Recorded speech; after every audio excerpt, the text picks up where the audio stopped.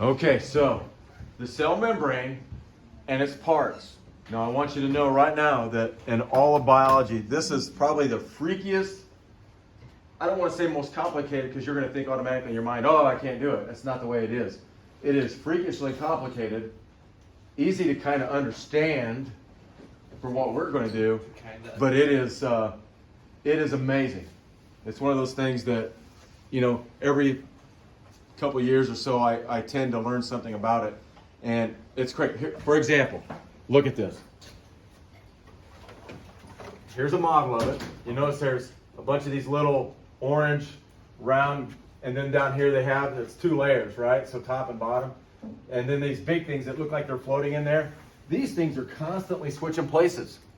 They're constantly moving. So when you guys were looking at our cells, our cheek cells under the microscopes, you couldn't see it, but the cell membrane was actually moving. Have you ever, when you've blown a bubble, have you ever noticed that it has like this colorful outside and it looks like it moves? Have you ever noticed that?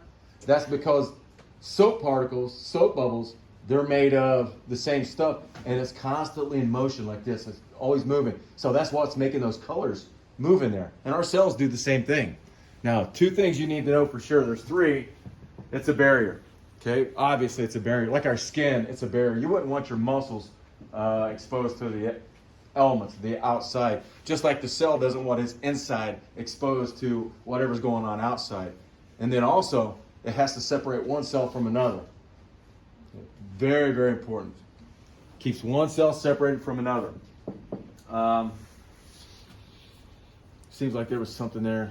Can't remember. And probably, you know, when I say it's a barrier, that means it will let certain things in, but it'll keep certain things out. It's very picky and finicky at what it will let into the cell. Now, I'm going to show you this drawing here. I want you to sketch it out real quick. You don't have to paint the Mona Lisa, but you might see this again somewhere in the future, like maybe next week or the week after when we have a test. Here's just a generalized cell. And you'll notice you got arrows going in, so that's the things that the cells need. So our cells need certain things. And then you'll see some arrows going out. So like that would probably be going out, waste. Well, you know, you ate breakfast this morning. Most of us did. You know, like if you had toast, your body's busy taking the toast and changing it into sugar, glucose. That's our energy source. We're taking breaths, so the oxygen's going in, amino acids are going in. You think, well, what's that amino acid? Well, proteins are made of amino acids, so your body can't make proteins. And the ribosomes here, these little blue dots, those are the ribosomes. That's where protein's made, and it can't do it unless it has the building blocks, amino acids. And then water. Water goes in. Now, water is very special, right? Water goes into the cell. Remember, it can dissolve many substances, and then it can filter them out as waste. But water can't get into your cells as easy as, say, O2. This oxygen, it just goes right through, no problem.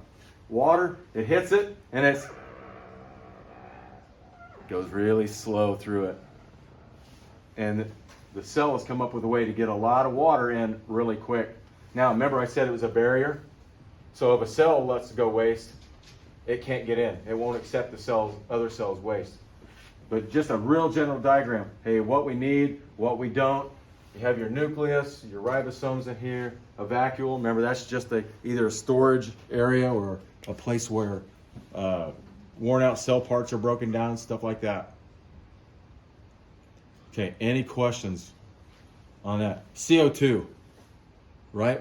We take in oxygen, we give off CO2. That's got to go out too. Now plants, it's just a reverse. Okay, let me know if I can't. Tell me when to whoa. Okay, now watch this. I'm going to expand this. See in the rectangle? See those two layers?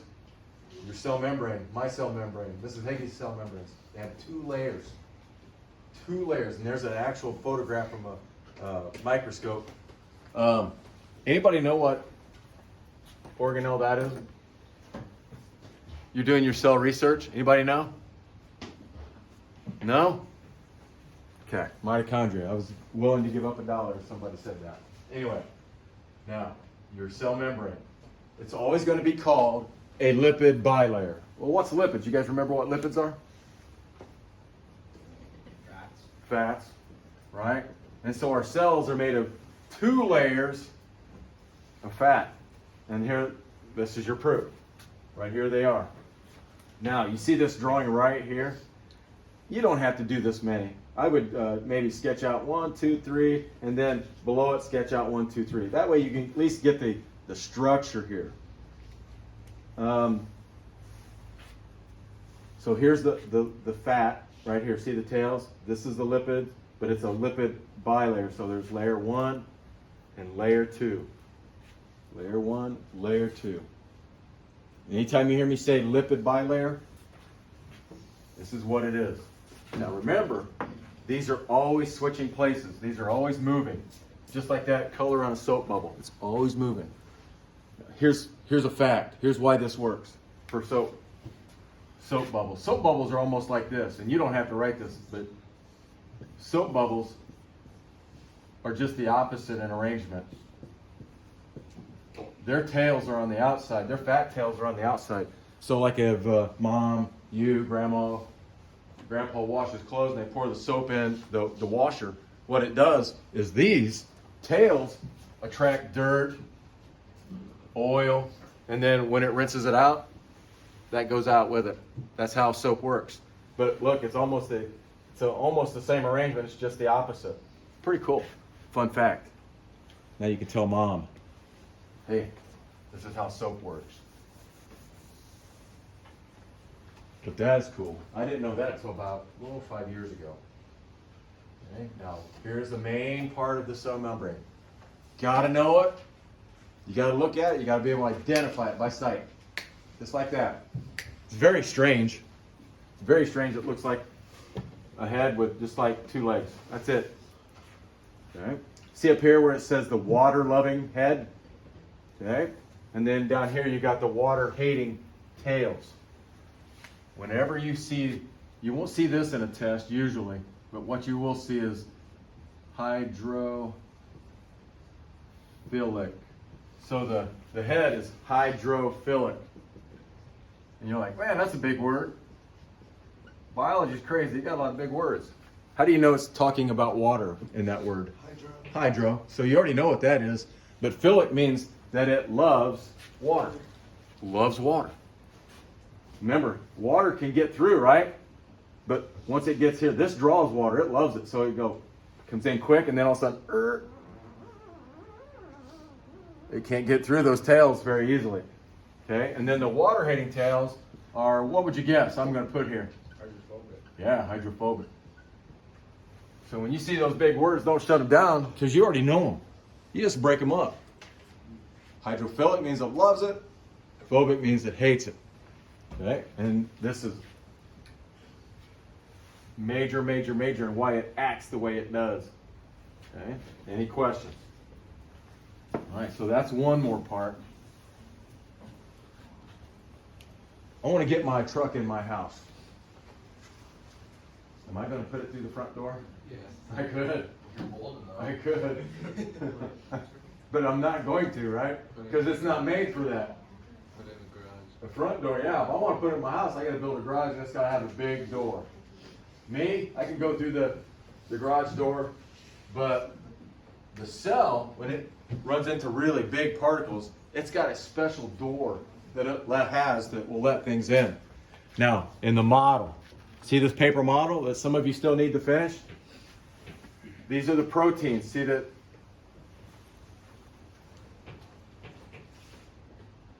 They're called protein channels.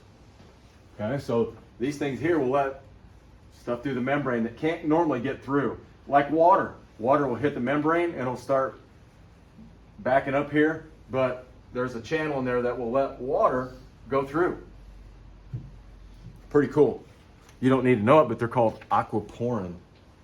Aquaporin. I always think of water pouring in. And that's all they do. They just leak through, molecule by molecule. So it lets big particles in. Could also let big particles out. See where it says identify self? We all know somebody that's had cancer, right? You guys Everybody here knows somebody that's had cancer? Or heard of somebody that's had cancer? Cancer cells are our own cells, right? You know that. But white blood cells, they can destroy cancer cells, no problem. No problem. Here's how we got white blood cells that hunt. They're called hunter killers. And they feel every cell. And they go, oh yeah, you're supposed to be here. Yeah. Oh, oh, oh. Okay, yeah. You're supposed to be here. I recognize you. And then keep going. So, whoa. Whoa. It says it's supposed to be here. What is this? I don't know what this is. All of a sudden, it will engulf it, take it, and it'll kill it. And it could do the same thing with cancer cells. Have you ever had a splinter in your finger and you couldn't get it out? What's it do? They call it fester. When it festers, it gets infected. White blood cells they know it shouldn't be there because it doesn't have these that say, hey, this is part of you, don't attack. And so you'll get that little infection where they're trying to take it out and they can't, and eventually it'll harden over with a callus and you'll be able to pick it out as it rises up to the surface. That's pretty cool. And so if we could teach white blood cells to identify cancer cells by this, we could cure cancer, no problem. There would never be any more cancer. Okay, so protein channels. Let things in and identify. All right, now we're getting in here. You guys know something about this. Cholesterol, good or bad? It can be both. What does the news tell you? Bad. It's bad. High cholesterol. It's bad. They tell you it's bad. Well, yeah, anything in excess is going to be bad. So if you get too much cholesterol, it can be bad. See these little yellow things in here? These are the cholesterol. You notice their whole purpose is to keep the tails from sticking together. Here, you don't want them to get too sticky, but it also makes that membrane stiff. You don't want it too gooey. You don't want it gooey at all. So it helps make it stiff. Now, watch this. Up here is one of those, on a cholesterol it has layers of fat. Check it out. See how this one is straight and this one is bent? Look at this. If you take straight ones and you pile them on top of each other, wouldn't you think that'd be pretty solid? It's going to be solid, right? You try stacking people on top of each other, but then as soon as you start doing where they're bent, you see how they're not packed in as much? Watch this. Saturated fat's bad for you because it's a solid at room temperature. I'd write that down. It's a solid at room temperature. So if you have, I cook with lard. My grandma and grandpa always cook with lard. My mom and dad still cook with lard. And it's a solid at room temperature. Some people make pies using Crisco, which is solid. But unsaturated fat, the good fat, does not, because it can't squeeze down into a solid, so it stays as a liquid. Okay, can you name one of these bottles of fat that comes in that you cook with? It's a liquid. Can you name one? Canola oil, yeah. Vegetable oil, olive oil. I think is supposed to be the best. Here's a cool thing. History lesson for you. Most of the fat looks like that. Okay, but about 15, maybe 20 years ago, we discovered a fat called olein. Mrs. Hagen, do you remember olein? I feel like I remember the name, but Yeah, it was this. It was called olein because it was not supposed to be bad for you. And so they fried chips in it and they made food out of it. And they had to take it off the market right away because it gave too many people diarrhea. It was bad. You eat chips, next thing you know, you're visiting the restroom. Anything you eat with it. And so they had to take it off the market. And it was supposed to be very good for you other than that. Okay? Now, if it's the solid fat, look what happens to your arteries down here. This is one thing that can happen right here. See how that blockage can form? You know, my grandparents ate it. My grandma, 94, when she passed away, she never had a heart attack. But some people can't get rid of it. If you get too much of it and you're not active, that's what happens. And then you can have a heart attack or a stroke. if you get too much cholesterol, the bad stuff, here's another thing that could happen. These membranes could be very, very stiff, too stiff. And so, true story, my dad didn't have too much cholesterol, but very similar process. He reached down to pick something up. He was straining so hard that the blood vessels, you know how you turn red when you strain? The blood vessels are expanding because the pressure, the blood vessels weren't gooey enough, and so they popped. And this is the same thing would happen if you had too much cholesterol. And so the blood vessels leaked into his eyes. And, you know, if you take your fingers and put them just right in front of your eye, he can't see straight ahead. He can only see sideways. So if he were, you know, talking to Cruz, he'd be over here going, hey, you know, how's it going? And you're like, who's he talking to, right? But, man, and it still freaks me out. My dad will come up and talk to me, and he's like looking past me, and I'm like, oh, he's talking to me. And that's the kind of thing that can happen. Also causes stroke. Okay? I think one more thing, cell wall. Cell wall. Now, we don't have these, and it's a good thing, because if we did, we couldn't move, we'd be like a tree, we'd be hard as a rock, be like wood. Okay, think of cell walls like a brick wall with holes in it. Because remember, plant cells, which have cell walls, and bacteria cells have cell walls, they've got to have that structure there, and they've got to have holes in it to be able to get things in and out. But see this thing here where it says supports the cell? This is big, big, big, big. That's why wood is strong, because of the cell walls that's actually in the wood. You can actually see the stuff it's made of. Anytime you look at a piece of wood, if you could look at it microscopically, you would see it, the cell wall. Okay, so supports the cell. I'm going to show you exactly what I mean. Okay, I'm going to move it up, so let me know if I go too much. Okay, so here's a plant cell. You guys ever have a flat tire?